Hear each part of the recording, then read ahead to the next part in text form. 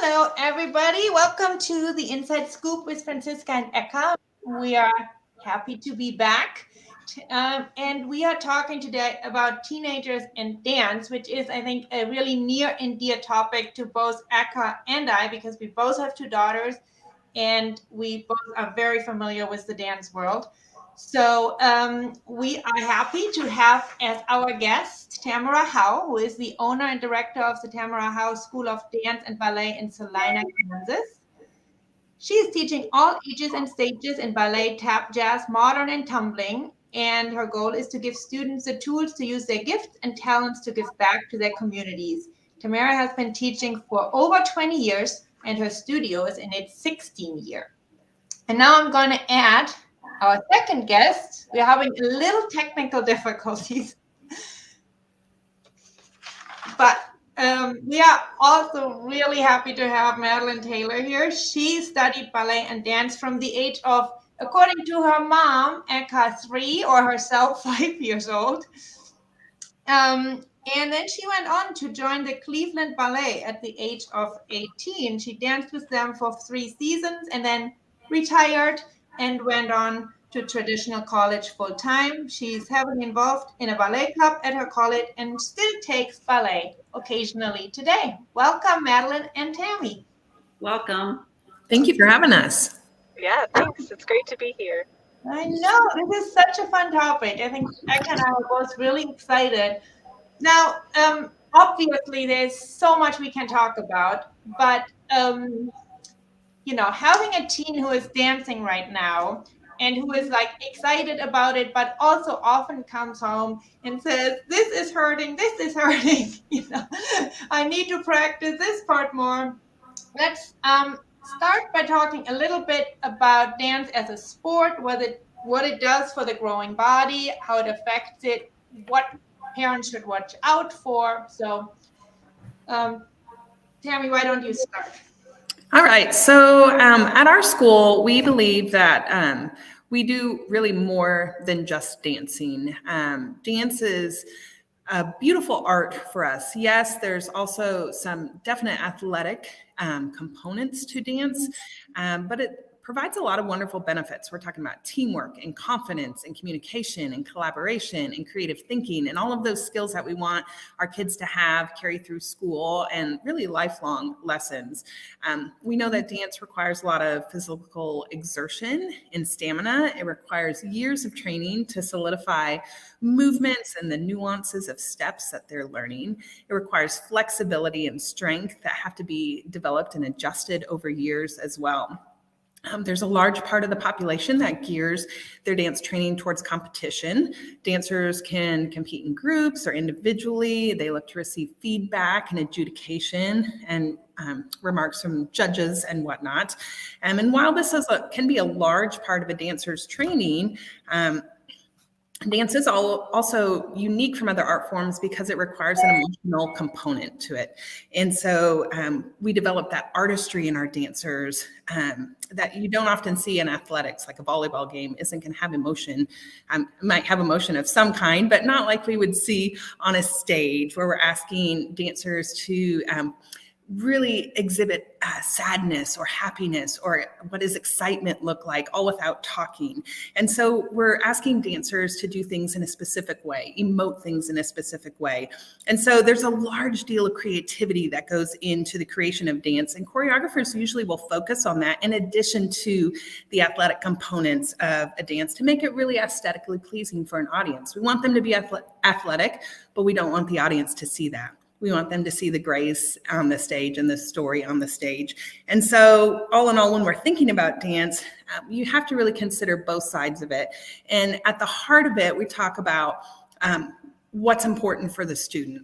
How can we keep the student healthy, physically and mentally in a classroom to help them build the best body to continue them through life? Because we only get one body, and we want them to be healthy and strong, both physically and mentally, whether we're talking about the sport or the art of dance.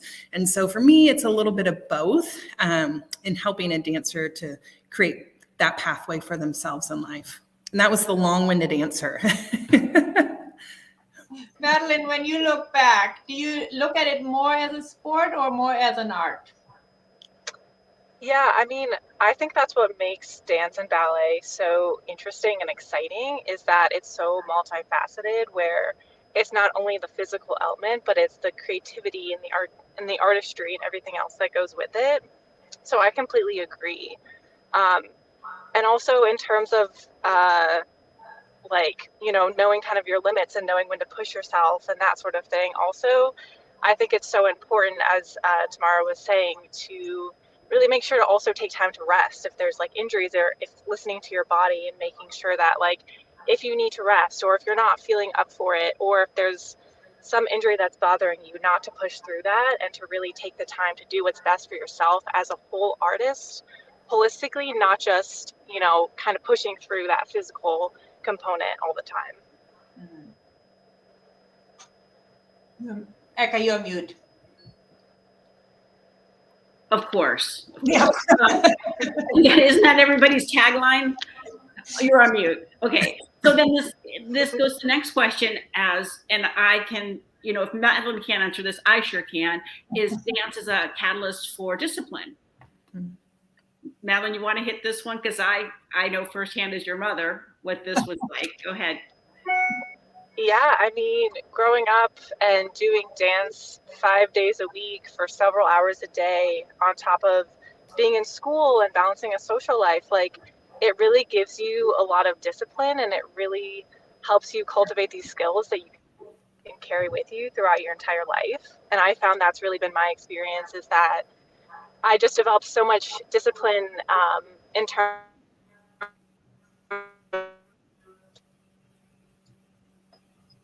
Uh-oh, I think we lost her there.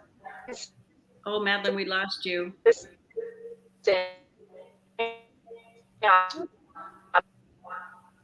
Oh, all right. We've lost Tamara, you. do you want to take it from there and talk about Yeah, so when we're talking about discipline in dance class, there's so many things that really help students. And I asked my students what were some of the things that they found helped with the discipline in dance class. And they talked about how it really helps dancers to look inward towards themselves. So they're really learning body awareness, trusting their gut with different things, learning that grit and that grace in a dance class. It's bringing out growth. Not ego, but confidence in dancers. One of the things is their weaknesses become more visible in a dance class. And so that allows them to learn how to take constructive criticism and how to get feedback in a constructive way, which is really important as they're growing. They learn to take pride where it's deserved. So they're learning how to take those compliments and turn them into something good and have a good sense of pride. It trains them to adopt routines. Dancers are very routine in how they go through class, and maybe before class what they do. So they're learning time management, which is a great discipline to have. It's building their confidence in what they do. And I think one of the most important things is that they're learning how to forgive themselves. They're learning that it's normal to make mistakes. It's okay to make mistakes. And here's how we grow from that. And so I think those are great disciplines that they help grow them into great adults. I'm going to throw in a personal note. I don't know if Madeline will talk about this, is that when she was dancing, she was so disciplined, going to school for X amount of hours, dance, coming home, eating, and then starting homework, that when she started dancing full time, she actually had so much time on her hands that she took a part-time job. Yeah. Madeline, I'm talking about how you took a part-time job when you were dancing full-time because you were so used to having your days filled with school, dance, homework, that all of a sudden you were home at 6 on your non-performance days and you had nothing to do. So you took on a job. And I think that also, it's not just dance, but I think it goes across so many other disciplines. I mean, you play football, soccer, whatever. Our other daughter was a swimmer. You have X amount of time in your day. And so you learn to completely get your work done, do what you need to get done. Because, in our family was always school education was first. So you learn to do that, and it really is like our daughter, who was a swimmer, during her season, she got her best grades because there was no time for any, for you had to do it. So I mean, I'm sorry I spoke for you, Madeline, but I don't know if you're going to tell that story or not, talking about That's okay. Yeah, sorry I cut out. I think my phone is overheating since it's a warm day today. But yeah, I completely agree. I think that like the discipline that I got through my childhood, through balancing, dance, and everything else, I've really taken into my adult life. And it's really cultivated that mindset of discipline for me that I'm really glad that I have going forward. Yeah, I think it really requires that. And, the interesting is, and this kind of leads to the next topic we kind of want to dive into, and that's, so when I look at my daughter's schedule, right, and it's, and what they have to do, A, it requires a lot of discipline, and B, it also requires a lot of actually following, not orders, but, I mean, there is a choreography, and you better kind of do what that choreography is, and because that's what makes ballet or makes most dances. But at the same time, because dance is an art, and I do feel like it helps actually to generate a certain expression of self. How do those two things go hand in hand? Whoever wants to take it. Well, the word emotion comes from the Latin word emovere, and I don't know if I'm saying that correctly, but which means to move and move through something. And so we start with our littles teaching how to express themselves. We talk about what are the emotions? What does that look like in our bodies? How do we move like we're sad? How do we move like we're happy? Excuse me, I got this cough today. So the first thing is to putting words with their emotions so they can learn what that means when someone says, oh, you're happy.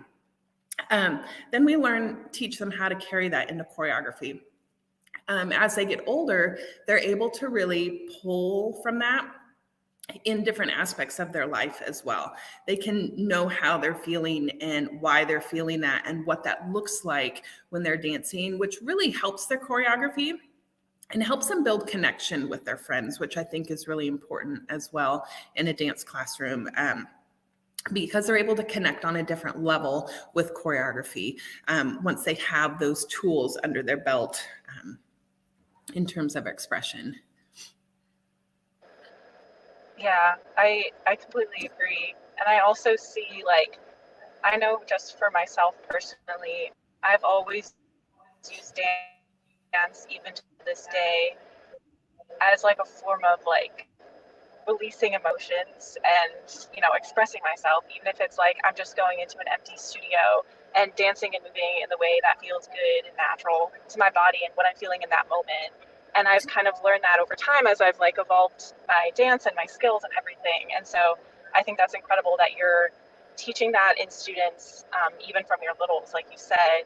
Teaching them how to express themselves on stage through dance is a really unique and interesting skill. And I think that's great that you're able to hone that and let them eventually kind of take that and mold it into what works for them and their movement style and what they're interested in and everything. So I've always just thought that dance as a form of expressing myself, releasing emotions, has always been so important and so great for me. I agree. Dance definitely has its own vocabulary, its own understanding, its own feelings and experiences. And students really have to understand that in order to portray that on stage. And so when we start developing those little and giving them words to what they're feeling and the movement to that, it really does help as they get older in all sorts of situations.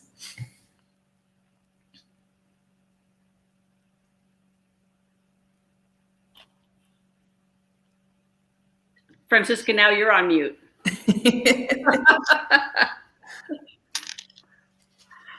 Okay, so let's talk about friendships. And is it a competitive? Is dance more of a competition with friends, or is it more collaborative? Because I know is it more of a team building thing, or is it more of, track where you're competing against each other? I think it varies based on the atmosphere that the studio creates. At least in my experience, the friendships and relationships I made through growing up in dance studios and going to dance class every day were some of the best friendships I had in my childhood, because dance and ballet is just such a unique sport and such a unique experience. And it really bonds you with a group of people in a way that I don't think you get the same level of friendship just from being in school or like other activities you do. So for me personally, I know it is a very competitive and can be kind of intense at times, but as long as you're at a studio where the atmosphere is positive and there's a sense of camaraderie amongst the students, I think those friendships and relationships are incredibly valuable, and they were to me. And I think there's just something that definitely has to be said about you're working with a group of people to perfect choreography and work through steps, and you're working on challenging things together, and you are dancing together. Like, those are things that really bond you with a group of people in a really unique way. I would agree with all of that. Now, Tamara, how do you create this atmosphere? Because you have it like, you have apparently these dances where everybody kind of works together, but you also have major roles in some, right? And maybe best friends are now competing for this main role. How do you kind of navigate this, and how do you teach your students to do that? Well, we really try to, dance is so individual. Even though they're studying as a group, each child is really going to develop at their own pace. And we really try to reiterate that to not only parents, but students as well. Just because student A got her point shoes at this time doesn't mean student B is ready. And so when we start them when they're younger, really honing in on the fact that they're all going to develop differently. Even though you're in the same class, taking the same skills, our bodies just grow and develop differently. We talk about how students might be a learner for a couple years, and then they're a leader for a while before they go into the next year. So we set that stage early, talking about what it's like to be a learner in a class and what it's like to be a leader in a class. And we're always moving from one to the next as they grow and develop. So dance becomes, even though they're in a group, an individual process, so that when we get to auditions or big pieces of choreography, you might be a learner one year and then you might be a leader the next year. But what skills can we help you go back and grow into to help you become that leader? So that students are really taking the ownership and saying, you know what, I do need to work on my pirouettes. I do need to work on my spotting. I could use a little bit more flexibility in this. I'm going to make that my goal for the next year so that I can move into that leadership role. And then the next student can become the learner after they've been a leader in a role. So they're constantly growing from one level to the next. And we really try to have them have that inside look on what they need to do to grow into the next level. Because as people, we never stop growing. There's always something we can do. Dance creates lifelong learners, which I love. They're learning how to set goals for themselves and reach that goal, and then set another goal for themselves and reach that goal. So it helps take some of the competitiveness out of the classroom when they're focused on themselves and not what their friend next to them is doing. And there's always going to be some of that. They're kids. You want that lead position, but when we focus it on what their strengths are, it takes the conversation in a whole nother direction. I think the other thing that happens with the camaraderie is that a lot of times when teens we've seen this, teens have a social group at school and then a social group in an outside activity. Sometimes there's a problem with one of their social groups. So it's nice that they have another social group where things are better. So if you're having a rough time with your friend group at school, going to dance and having people who understand that part of you, it lifts you up if things aren't good at school. And I think that the outside activities from school give more of that. I think since you're all doing the same thing together, that social group is going to stay a lot tighter than maybe the one at school that's not going so well. I mean, Franziska, you've seen, you know what I'm talking. I mean, Madeline, you know what I'm talking about, how, things flex and change in your social group at school, but it's so different. But it seems like when you're doing the dance together or whatever activity,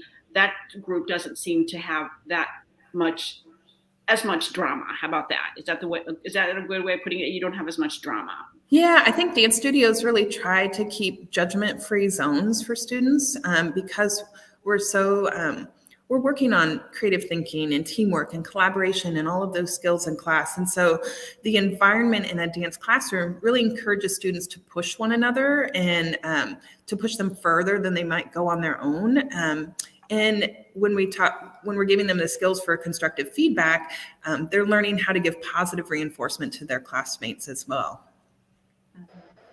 Yeah, and I completely agree with that. Like, at least in my experience, some of my best friends from dance from like when I was a student were also people who I looked up to, and I admired certain things about the way they danced and took class and took corrections, and like it pushed me to be a better dancer as well. And I was able to not only have that close friendship and care about that person, but also admire certain things about the way they dance and want to reflect that in my own dance and in my own way that I hone my technique and practice. So I think it's a really beautiful thing of being able to really care about someone, to be close to someone, but also want to see, like, be able to improve and take aspects of the way they dance and apply it to yourself. Mm-hmm. What I have also seen and what I really loved was like the last show that my daughter had, there was a lot of competition, and it was pretty much her close friend group. And when kind of the leads were assigned, they were very aware of it. And the people who didn't get what they wanted were very much like, I'm really happy for you, but I'm also right now really sad because I also really want it. So I just need a couple of days. And they were very, I thought it was wonderful how they actually could articulate what they were feeling without being at all personal, because they knew it was, it's not like they assigned the role themselves, but they were very aware of it and kind of were able to kind of be like, okay, let's just kind of maybe not talk for a couple of days so that I can get over this, but I'm very happy for you, but I'm also feeling this. And I thought that was a very healthy approach. Oh, absolutely. That when that cast list goes up, yeah, there's shouts of joy and there's a little bit of tears. Absolutely. Yeah. And it's hard to be mad at your friend because, like you said, Franziska, it's not like you're doing the casting. Right. But yeah, we've been there. Yeah. I love the whole, I think that what you said, Tamara, about learner and leader, and I think that goes exactly into what Madeline was talking about, the discipline, how that if that becomes our mindset, that we are constantly working towards something and helping, it's like, it's a beautiful kind of cycle. Yeah, I mean, the goal is to help each child find their path. And I think that's the hardest thing as a dancer to find sometimes is like, who am I in this big dance world? Because there's so many pathways for students to go down. So if we start younger talking about what is your individual path, what are your strengths, how can we help you develop your gifts and talents, then it really takes the focus off of, well, I didn't get that, because we're focused on what are their abilities and where can they use their gifts and talents to give back. And that was one of the things you had introduced in our bio, is that our goal is really to hone in on what is a child's gift or talents to give back to their communities. Because at the end of the day, we all have dance in our lives, whether your children danced or Madeline danced, and I have my studio. But the majority of our students will go on to not dance after they leave the studio. There's a small percentage of students who will go on to have professional careers, and that'll change over time, as it did for Madeline, or they may own a studio or teach, as I do now.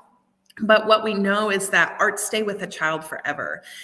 You will always be an artist.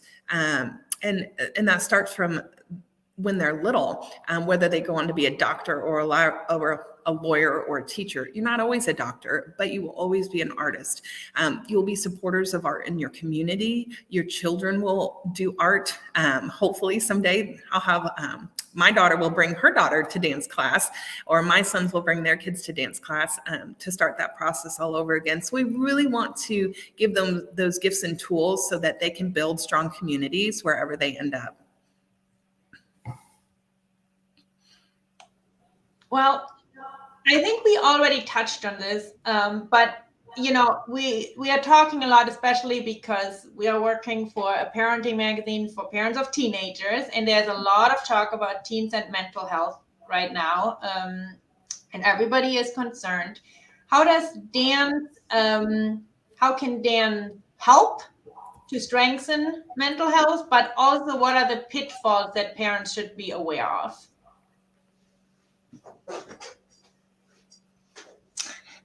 Do you want me to go first? I'll go first. Well, we know that the number one public health need is mental health in teens, which is really unique. One of my mentors was talking about this a while ago, how Alena Health in Wisconsin had said that the number one public health need right now is mental health for teens. The one prior to that was childhood obesity.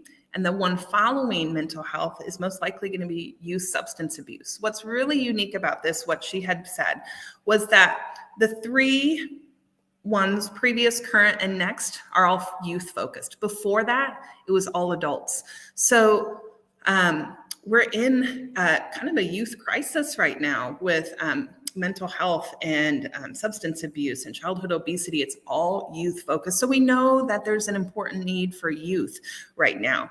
What I love about dance and what WebMD says about dance is that it helps to improve self-esteem. It helps to meet new people. It improves their mood. It eases depression. It protects memory. We know that dance produces mind-boosting chemicals like serotonin and endorphins, that help create a sense of community during times when kids might otherwise feel isolated, especially post-COVID. We know that cognitive development helps with the emotional healing of students, and in dance as well. And then focusing on the mind and our body gives them a temporary distraction from things that might be going on in their personal lives. We always say when we come into the dance studio, leave the problems at the door and come into the classroom. So it's a great place for them to just focus on themselves, focus on their friendships, have a time of healing within a classroom. Dance opens up connection between students, which is really important, helps build confidence. We're creating routine with our dancers to help them be healthy inside and out. So there's a lot of wonderful, wonderful elements of dance, I think, that really help with the mental health of students.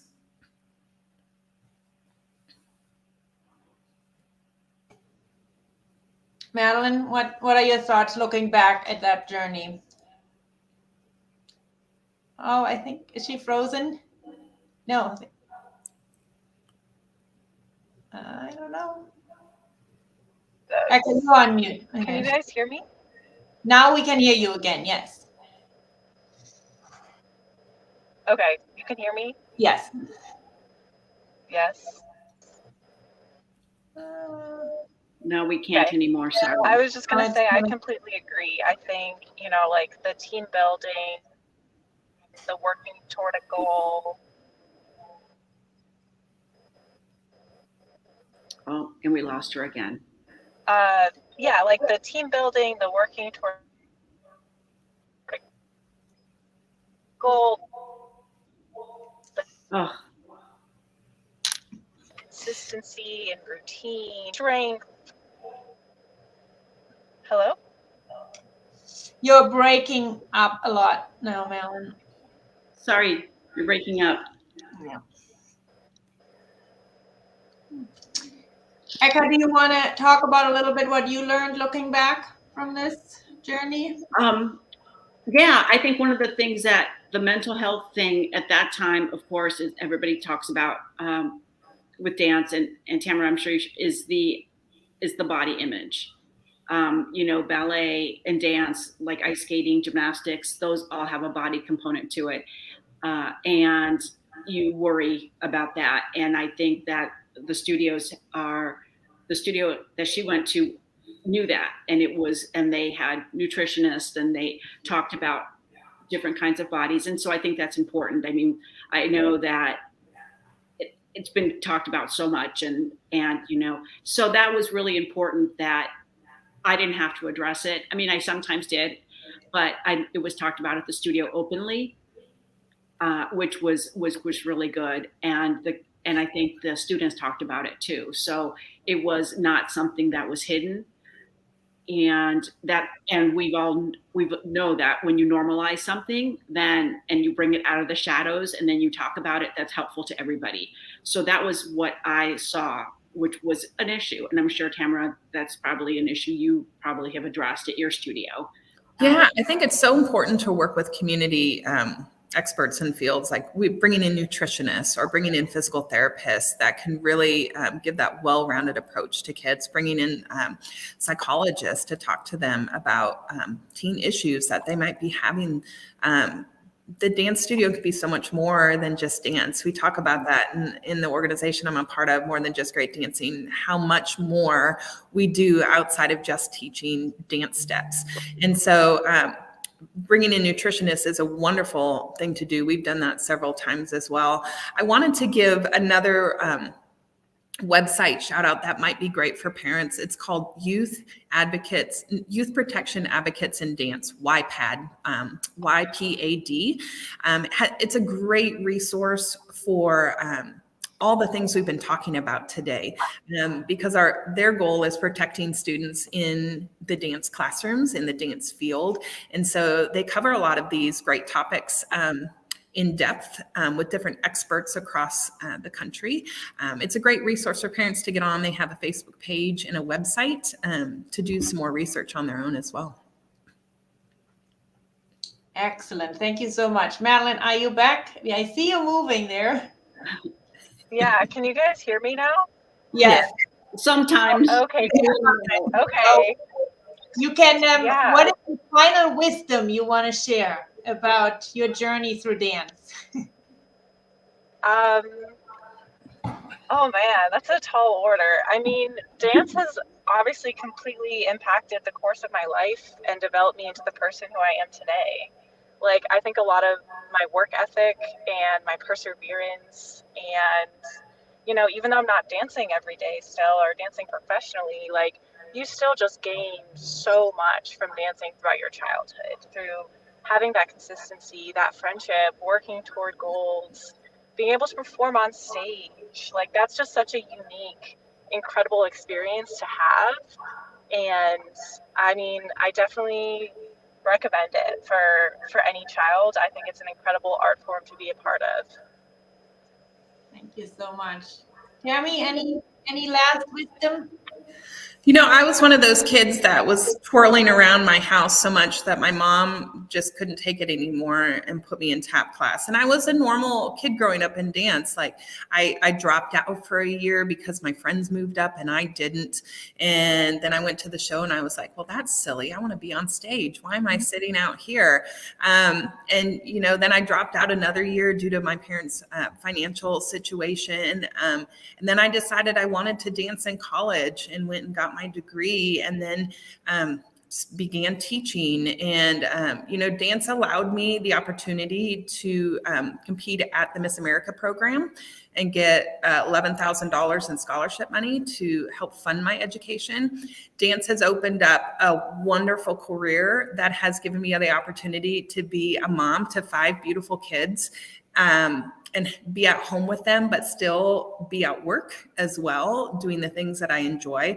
It's allowed us as a studio to be able to impact thousands of kids over the year and to be able to give back to our community monetarily and through performances and all the things that we do. So I want to encourage parents, if your child is interested in dance, there are so many options out there, whether it be through performing, teaching, dance science, so many different ways that students can be involved in dance. And it's a wonderful field. It's a very diverse field. It's a small field all at the same time.